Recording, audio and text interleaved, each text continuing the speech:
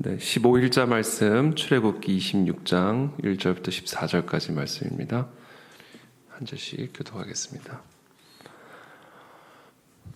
너는 성막을 만들되 가늘게 꼰 배실과 청색, 자색, 홍색 실로 그룹을 정교하게 수놓은 10폭의 휘장을 만들지니 몇 폭의 길이는 28규빗, 너비는 4규빗으로 각 폭의 장단을 갖게 하고 그 휘장 5폭을 서로 연결하며 다른 5폭도 서로 연결하고 그 휘장을 이을 끝폭가에 정색고를 만들며 이어질 다른 끝폭가에도 그와 같이 하고 휘장 끝폭가에 고 신계를 달며 다른 휘장 끝폭가에도 고 신계를 달고 그 고들을 서로 마주보게 하고 금갈고리 신계를 만들고 그 갈고리로 휘장을 연결하여 한 성막을 이룰지며 그 성막을 덮는 막 곧 휘장을 염소 털로 만들되 11폭을 만들지며 각 폭의 길이는 30규빗, 너비는 4규빗으로 11폭의 길이를 갖게 하고 그 휘장 5폭을 서로 연결하며 또 6폭을 서로 연결하고 그 6째 폭 절반은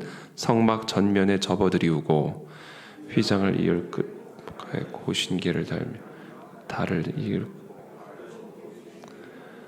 놋 갈고리 신계를 만들고 그 갈고리로 그 고를 꿰어 연결하여 한 막이 되게 하고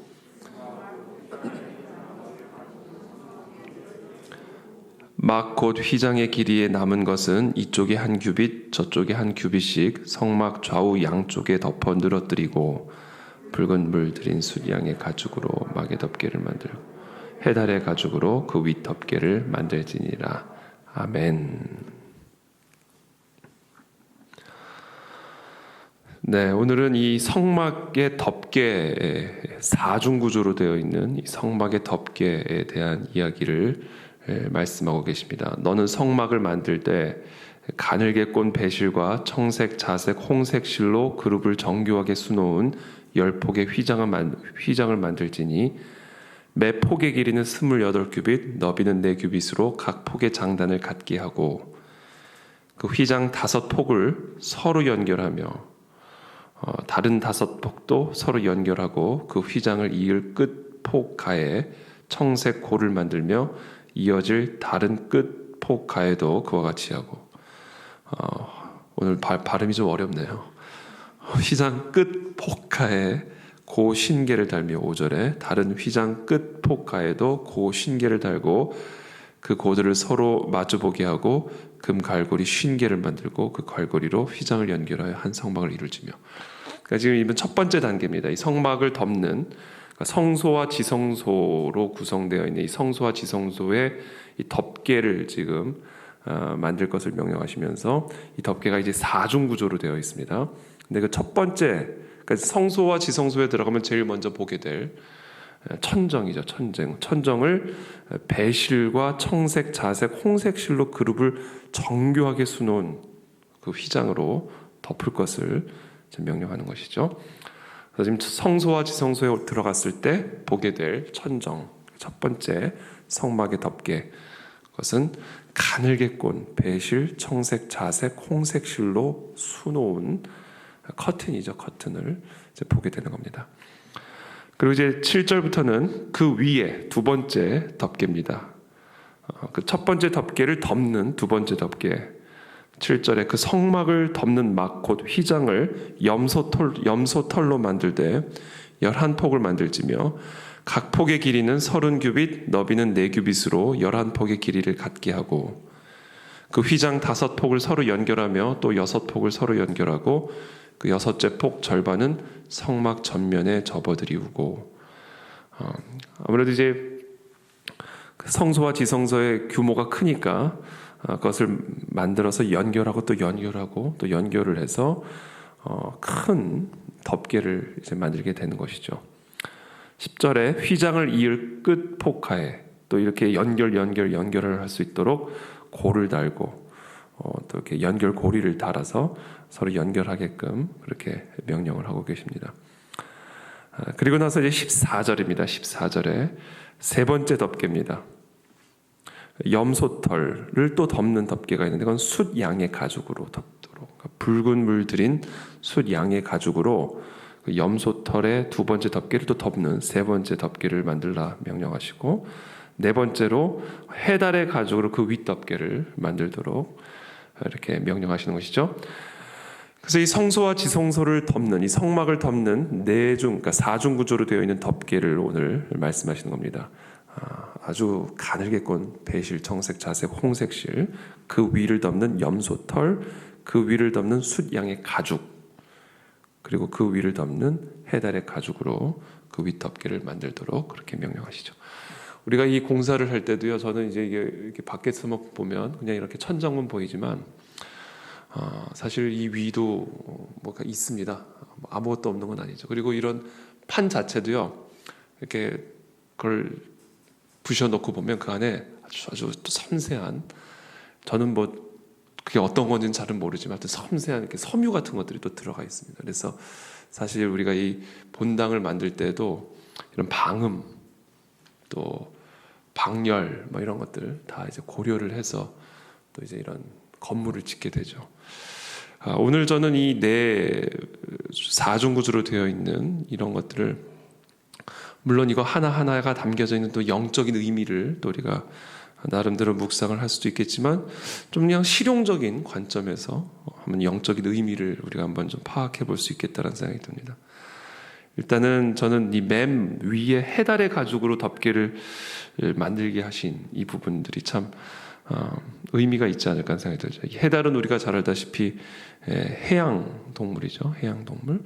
저는 기본적으로 이 네 사중 구조로 되는 것, 가장 성소 지성소 안에서 볼 수 있는 그 천정만을 아주 사람의 아주 인공적인 가늘 그런 어떤 정교한 기술로 만든 배실, 청색, 자색, 홍색 실로 술을 놓게 하시고는 그 위는 그냥 털, 가죽 이렇게 덮게 하신 것은 하나님께서 결국은 어떤 방열, 또 방수, 그렇죠? 가장 위에 해달의 가죽으로 덮음으로써 방수, 또 방음, 이와 같은 하나님의 목적이, 어떻게 보면 실용적인 목적이 있지 않았을까, 이렇게 우리가 좀 묵상을 할 수가 있을 것 같습니다. 그렇다면 하나님은 왜 그렇게 방수, 방열, 방음에 도움이 될 수 있는 가죽, 털로 술을 놓게 그 덮개를 만들게 하심으로써 이 성막을 짓게 하셨을까? 글쎄요, 저는 일단은 어떤 영적인 의미를 저희가 좀 묵상할 수 있겠냐면, 이제 물 가운데 지날지라도, 저는 그렇게 좀 묵상했습니다. 물 가운데 지날지라도, 불 가운데 지날지라도 어떤 뜨거운 기운이 우리를 상하지 못하게 할 것이다라는 요한계시록의 약속의 말씀이 있죠. 어떤 뜨거운 기운들도 너희를 상하지 못하게 할 것이고, 더 이상 너희에게 갈증이 있지 않을 것이고, 목마름이 없을 것이고, 눈물이 없을 것이고, 이 세상의 어떤 그런 공격, 세상의 어떤 박해, 세상의 핍박으로부터 완벽한 보호를 하나님은 이 요한계시록을 통해서 특별히 약속하고 계시죠. 그것이 바로 예수 그리스도 안에서 우리가 누리게 되는 약속입니다. 그래서 구약 성경에 보면 물 가운데 지날지라도, 불 가운데, 이사야서 말씀이죠. 물 가운데 지날지라도, 불 가운데 지날지라도 너희를 상하지 못하게 할 것이고 해치지 못할 것이고, 시편의 기자들은 처음부터 끝까지 하나님은 나의 산성이시오, 요새이시오, 우리의 피난처 되시는 그 하나님을 노래하고 있는 것을 보게 됩니다.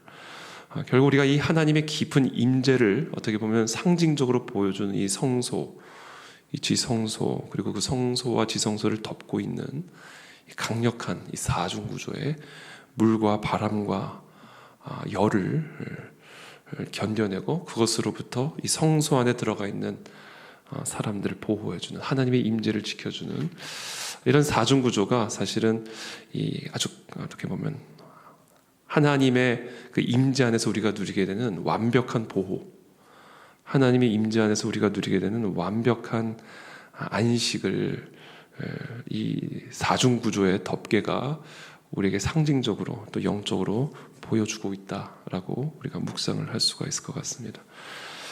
그래서 여러분, 오늘 우리가 정말 피난처 되신 하나님, 어떻게 보면 당시 그 이스라엘 공동체 그 이스라엘 마을에서 제일 안전한 곳이 아니었을까 싶어요. 또 제일 시원한 곳이 아니었을까? 제일 또 조용한 곳이 아니었을까? 그런 생각이 듭니다. 우리 일상의 삶에 이 성소, 하나님의 임재가 거하는 이 성막이, 그래서 이 이스라엘 공동체의 가장 중요한 안식처가 되고 피난처가 되는 것이죠. 하나님의 임재를 오늘도 우리가 함께 깊이 누리는 그런 하루가 되기를 축복합니다. 우리가 어떤 상황 가운데 있든지 물을 지날지라도 하나님의 임재 안에 거할 때 그 물로부터 안전을, 보호를 받게 되는 것이고, 어떤 불 가운데 지나갈지라도 우리가 하나님의 임재 안에 거할 때 그 불로부터 온전하고 안전한 보호하심을 우리가 누리게 되는 것이죠. 정말 이 세상 속에서 완벽한 하나님의 보호하심을 누릴 수 있는 그 하나님의 임재가 바로 우리의 마음, 우리의 성소 안에 있음을 오늘도 기억하면서 하나님의 임재 안에 거하는 우리 모두가 되시기를 예수님의 이름으로 축복합니다. 다시 함께 기도하며 나가도록 하겠습니다. 아버지 도와주십시오. 아버지 도와주십시오.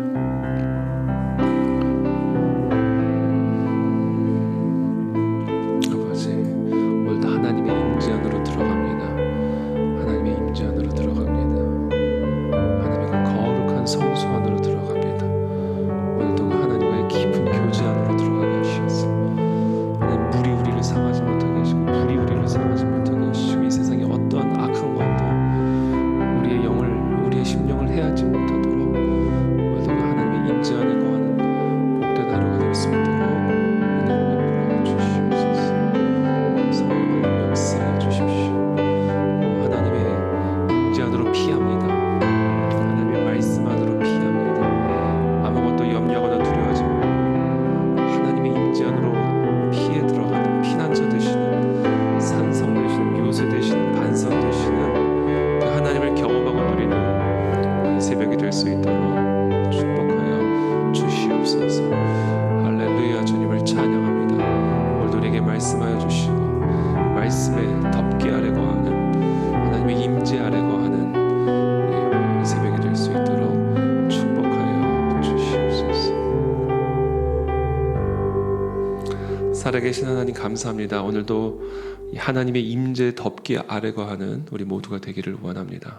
어떠한 상황이 있을지라도, 어떠한 열기와 어떠한 바람과 또 어떠한 폭풍우 가운데 우리의 삶이, 우리의 공동체가 놓여져 있을지라도 하나님은 그 모든 것들로부터 우리를 완벽하게 보호해 주시는 완전한 피난처 되시고 완전한 요새 되시고 또 완전한 산성 되어 주심을 인해 진심으로 감사드립니다. 아무것도 염려하거나 두려워하지 말고 산성 되시고 피난처 되시고 요새 되시는 그 하나님의 임재 아래로 들어가 오늘도 보호하심을 누리는 사랑 우리 모든 성도님들의 삶과 가정과 기업이 될 수 있도록, 우리의 교회가 되고 우리의 나라가 될 수 있도록 은혜를 베풀어 주시옵소서. 예수 그리스도의 이름으로 기도합니다. 아멘.